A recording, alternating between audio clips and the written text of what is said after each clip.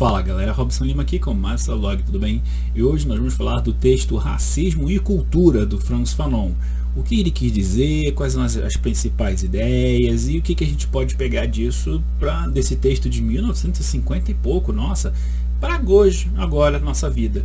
E eu espero que isso ajude vocês aí, vestibulando, que está a fim de ler mais e ler com qualidade, entender essas ideias do Fanon, que vai te ajudar aí no seu vestibular, no seu curso público e, mais importante do que isso, na sua vida. Eu acredito que o Frantz Fanon em particular é um intelectual bastante relevante para a nossa vida hoje em dia. Mas antes da gente continuar esse assunto, por que você não deixa aí um joinha, deixa um comentário aqui no canal, se inscreva e aperta o sininho para nunca perder as notificações. A gente sabe que o YouTube é meio com esse negócio de notificação, né? Então é sempre importante a gente ter isso em mente, beleza? Este vídeo não é um comentário profundo do Fanon. Ele merece muito, é um intelectual muito bacana, muito relevante, eu gosto bastante dele, tomei mais contato com a obra dele de uns 2-3 anos para cá, muito bacana, mas resolvi falar especificamente do texto Racismo e Cultura, porque ele é um texto que a Universidade Federal do Paraná costuma pedir muito nos seus vestibulares. Este ano que eu estou gravando este vídeo já é o 3º ano, se eu não me engano, que eles estão pedindo esse texto, então decidi gravar aqui um vídeo para vocês e eu espero que ajude todo mundo aí, beleza? Vamos continuar a falar do texto Racismo e Cultura.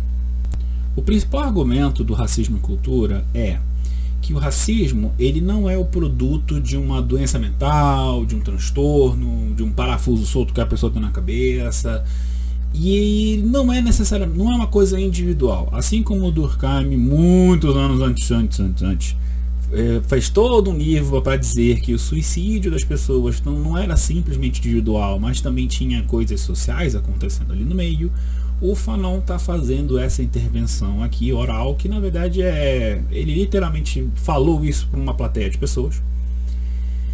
O Fanon está aqui mostrando para a gente que o surgimento do racismo numa sociedade, embora não seja apenas individual, tem uma dimensão individual, uma dimensão de neuroses, coisas assim, mas é muito mais do que isso. Ele é um sinal, ele é parte de todo de uma sociedade. A opressão, a desigualdade econômica, a desigualdade social, cultural, ela é construída pelo colonizador, entendeu? Ele está colocando todas essas ideias para você aqui neste texto em particular do Racismo e Cultura. Ele está colocando mais a questão da, obviamente, cultura e racismo enquanto construções, entendeu? Ele não está pensando muito nas questões psicológicas. Isso ele deixou para outros livros. Ele era, na realidade, psicólogo, psiquiatra, na verdade. Trabalhou em manicômios e é bastante importante para a galera da luta antimanicomial. Eu vou ter que deixar isso para um outro momento, um outro vídeo, mas é bastante interessante. Aqui no texto é um argumento relativamente simples, é um texto pequeno, curto, 30 e poucas páginas. E o argumento dele é o seguinte: olha, o surgimento do racismo ele não é fundamentalmente determinante para uma sociedade, ou seja, ele não é, meu Deus do céu, vamos dizer assim, ele consegue imaginar, é possível você pensar em uma sociedade sem racismo, mas o racismo ele precisa de uma sociedade para existir, porque o racismo ele não é o todo, não é uma coisa separada das outras, tipo economia, política, não. Ele é o elemento mais visível que a gente consegue enxergar assim mais facilmente das desigualdades, das estruturas, da coisa toda. Entende? Essas relações entre racismo e cultura é justamente levantar essas questões, né? Até que ponto a gente pode realmente colocar essa desigualdade que a gente está vendo aqui simplesmente na costa da cultura. Eles têm cultura diferente da nossa e pronto. O argumento aqui do Fanon é que essa construção de desigualdade que justificaria o racismo é uma construção. É por isso que ele começa a abrir o texto. Ele fala, gente, pois lembra como antigamente a gente media crânio e falava de dimensão de vértebra, porque a epiderme era assim, porque o cérebro é assado. Pois é, a primeira coisa que ele vai começar é o seguinte: dizer como tudo isso não é mais assim que funciona o racismo. Não. Agora o objeto do racismo não é mais o negro, o árabe, o indígena. Não, agora é uma forma de existir, né? É muito mais o ocidente contra o oriente, essas coisas, sabe?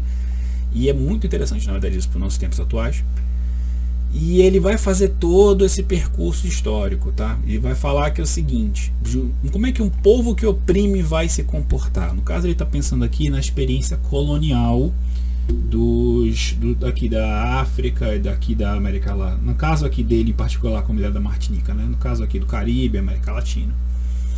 E ele está pensando nessa experiência histórica, como foi para lugares que hoje são países, mas que em 1950 e pouco ainda eram colônias. Como foi esse processo? Os europeus chegaram com armas, com violência e com as suas ideias. E o Frantz Fanon vai sempre falar que as ideias são importantes, mas elas mudam, né? Você não mede mais a cabeça de uma pessoa para dizer se ela é inteligente ou não, mas você continua com a ideia de que pessoas menos inteligentes não merecem certos direitos ou não merecem certas acomodações e etc e tal. As ideias, elas vão se modificando, mas as estruturas sociais, econômicas, culturais, elas permanecem. Você continua tendo pessoas negras em posições subalternas economicamente, por exemplo. Você não tem mais o racismo, você não tem mais a escravidão legal. Mas quando o Ministério Público do Brasil vai lá no meio do Mato Grosso, ou sei lá que lugar, que outro estado, e desmonta um esquema de trabalho análogo à escravidão, qual é a cor das pessoas que estão lá? Qual é a história de vida das pessoas que estão lá? Né? Então é esse tipo de coisa que o Fanon quer trazer pra gente, tá? Que as transformações mentais da ideia do racismo são importantes, são interessantes, mas nesse texto aqui em particular ele está pensando em como a cultura do colonizador, no caso aqui do texto do branco europeu, se torna parte e suplementa, suplanta, pisa em cima da cultura do colonizado, e como o próprio colonizado vai começar a pensar na sua cultura como algo inferior. A própria pessoa começa a ver a cultura da Europa como uma cultura maravilhosa, perfeita, que ele quer imitar, e as coisas que ele faz, a música que ele faz, a comida que ele come, as roupas que ele usa, tudo inferior, porque bom mesmo é quando vem de fora.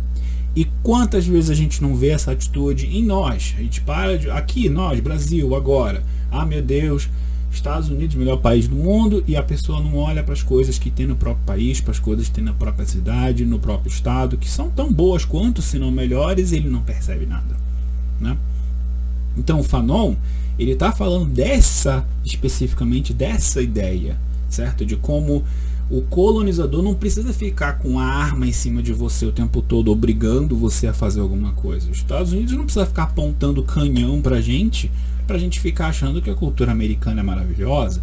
Essas ideias, elas se propagam basicamente sozinhas hoje em dia, porque você já tem a dialética, né? Você já tem o círculo fechado, montado ali e sempre se ressignificando.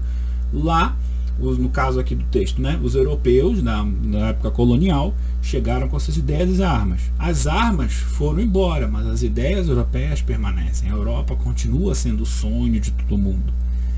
E a grande verdade é que muito dessa coisa que a gente vê na Europa hoje em dia, de essa grande imigração, né, para a Europa, etc., é muito tributária daqui, desse processo anterior de colonização. Você passou séculos dizendo para as pessoas que o seu país era o melhor país do mundo, e aí as pessoas vão querer ir para o seu país porque ele é o melhor do mundo. E agora você vê Estados Unidos, Europa e vários lugares da Europa querendo limitar a imigração, querendo barrar pessoas, mas a realidade é que é meio colhendo o que você plantou, entende? Claro que a questão da imigração é mais complexa que isso, óbvio, mas existe esse lado mais psicológico da questão, é isso que eu quero dizer, e é isso que o Fanon quer apontar pra gente, que as questões de cultura não são separadas das questões de psicologia, da mente, né, do comportamento individual. E o contrário também é verdade, o comportamento individual, a cultura, não é separado dessas questões mais econômicas, políticas, e não sei o que a gente está careca de saber. E é nesse processo entre cultura da metrópole e cultura da colônia que a gente vai achar certas coisas que o Fanon vai colocar aqui, como o exotismo, né? E isso você vê muito na galera que é muito New Age, espiritualista, né? Não, porque lá na Índia, os Vedas e não sei o que, o cara nunca pisou na Índia, nunca foi, sabe? Mas ele tem toda essa coisa na ideia da cabeça dele, porque a Índia, porque Israel era assim, porque, sabe? Você tem todo um misticismo, porque o Japão, porque a antiga religiosidade chinesa, antes do Partido Comunista quebrar tudo. Nesses movimentos New Age, espiritualismo, você vê muito essa questão do exotismo, né? Que é o que é o exótico? É quando você cria uma imagem ideal do outro, o outro com O maiúsculo, né? Que pode ser uma outra pessoa, uma outra ideia, uma outra cultura, certo? Um outro país. E aí você nesse outro que você criou na sua cabeça, tudo é bom, tudo é perfeito, tudo é bonito. Entendeu? As características, as curiosidades, as coisas dessa outra cultura não é a cultura mesmo de verdade, é o que você criou. Isso é o ser exótico. E isso também é uma forma de dominação cultural que o Fanon vai denunciar aqui no texto, tá? Não é só simplesmente uma questão de opressão direta. Às vezes, querer, nesse impulso de valorizar a cultura do outro, a gente acaba, às vezes, vendo a cultura do outro não como ela é, e sim como a gente gostaria que ela fosse. Eventualmente, essa dominação cultural, ela vai chegar a um certo ponto em que as próprias pessoas que estão sendo dominadas já não vão mais perceber muito essas questões. Ele coloca aqui em particular a questão do blues, né? O blues, ele nasce de um movimento de escravizados, né? A música blues, a música negra norte-americana, ela nasce dos escravizados, basicamente porque eles viviam uma situação onde eles não tinham acesso aos seus instrumentos para poder cantar suas músicas, então eles criam uma musicalidade específica, bem característica inclusive, e essa musicalidade que é o spiritual, né, que vai eventualmente por várias questões que são interessantes, mas não vou entrar aqui porque o Frantz Fanon não entra aqui, que vai desembocar no que a gente chama hoje de blues, né? E é por isso que ele fala, é assim que o blues, que o lamento dos escravos negros, é apresentado para a admiração dos opressores. É um pouco de opressão estilizada, ou seja, né, tem um estilo, uma estética. Uma opressão estilizada que agrada ao explorador e ao racista. Sem opressão e racismo não haveria blues. Então é daí que o blues, ele é a resposta do escravo ao desafio da opressão. Mas como esse blues está dentro de uma estrutura econômica, social, blá, blá, blá, blá, essa opressão fica estética, fica bonita de ouvir. E blues é bonito de se ouvir. E esse é o ponto. Entendeu? Não é simplesmente, olha como esse pessoal é hipócrita. Não. É realmente uma coisa bonita de se ouvir. Esse é o ponto. Entende? Esse é todo o ponto do negócio aqui. E por fim, para a gente fechar esse ponto aqui do texto, o texto em si ele é bem curto, mas também bem profundo. Praticamente cada parágrafo surge uma coisa aqui. Mas a gente pontuar aqui o final. Coisas que você precisa saber para a sua prova. O que o Frantz Fanon é positivo em relação ao racismo? Não. Pelo contrário, o racismo ele avomula e desfigura o rosto da cultura que o pratica. Literatura, arte plástica, canções, provérbios, hábitos, tudo, qualquer que se proponha a fazer o processo ou banalizar esse processo, tudo isso é restituição do racismo, é recriação do racismo. O racismo, para Fanon, não é simplesmente os atos racistas, o chamar alguém de algo, ou dizer que tal coisa é coisa, tal música, tal roupa, etc., é coisa de preto e, portanto, ruim. É muito mais esse espelho cultural de relações sociais desiguais, entendeu? Fruto de um processo histórico de opressão, e opressão na ponta da arma, na ponta da faca.